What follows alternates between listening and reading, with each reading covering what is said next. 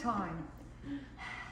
Morning, lunchtime, nighttime, and people usually covered their ears. My family members, they did, especially my father. He wasn't a very tolerant person when it came. He had a good ear. He had a good sense of music, so I think it bothered him particularly. So my mother was saying, Anne Marie, you know, can you tone it down or a little bit lower, maybe not so much. Well, as I said, 5th grade, and they passed out a flyer in class. Sister Nicholas, the music teacher, was going to have music lessons, singing lessons once a week, Thursday mornings, 7:45, 50 cents. I'm telling you, 50 cents for this lesson. And she would teach us how to sing, you know, particular songs. I was so excited. No more excited than my mother. She said, this is the answer. Oh, this is going to work out great. Sister Nicholas was known to have a beautiful voice. I went the first day, I had my 50 cents, and I got there even a little early, and Sister Nicholas was there, and she handed out music. And it was a song, and we were supposed to learn it, and we were going to do it over a number of weeks. And it was Flow Gently, Sweet Afton, While Mary's Asleep.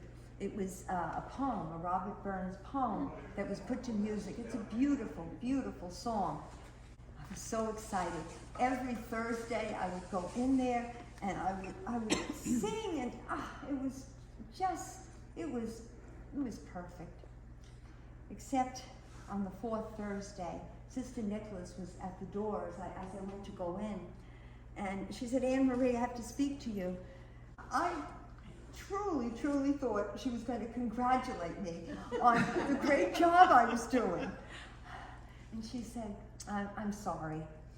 She said, I can't accept your mother's money. I can't. It's getting worse. It's getting worse.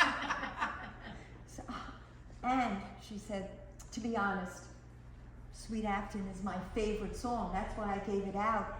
And you're ruining it for me. You're ruining it. I can't hear it anymore without thinking of your voice. I was so upset. You can imagine.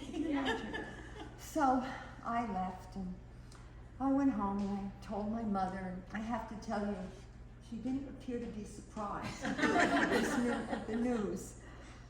Well, a few days went by.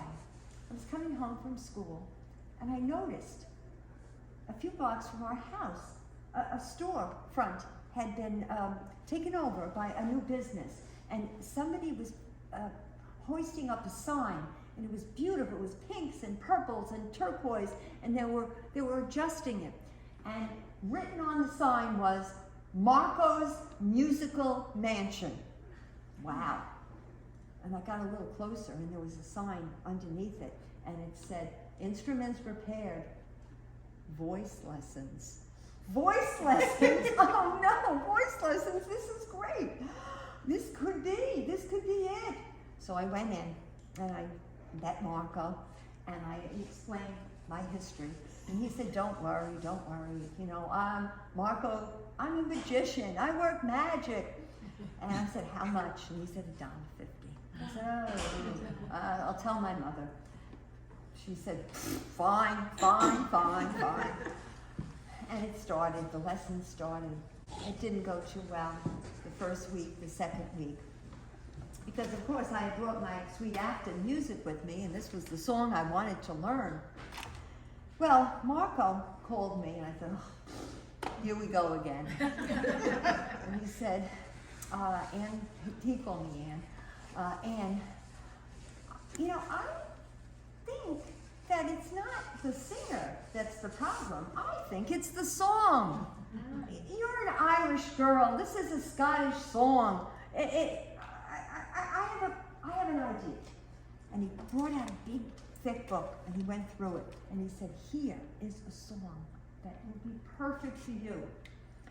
The Whistling Gypsy. I said, the Whistling Gypsy? So he said, you're gonna love it.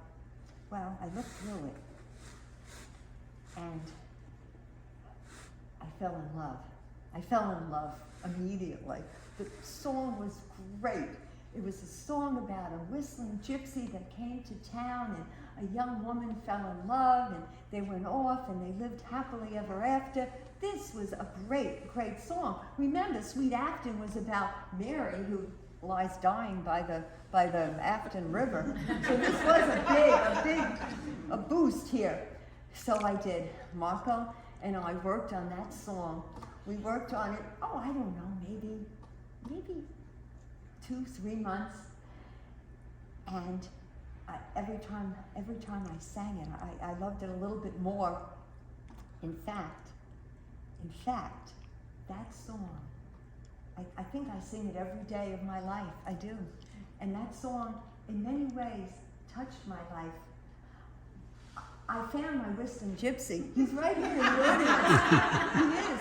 And I love the song. I love my whistling gypsy. So I convinced my family, my sisters, my brother, my mother, even my father, that we needed a family anthem.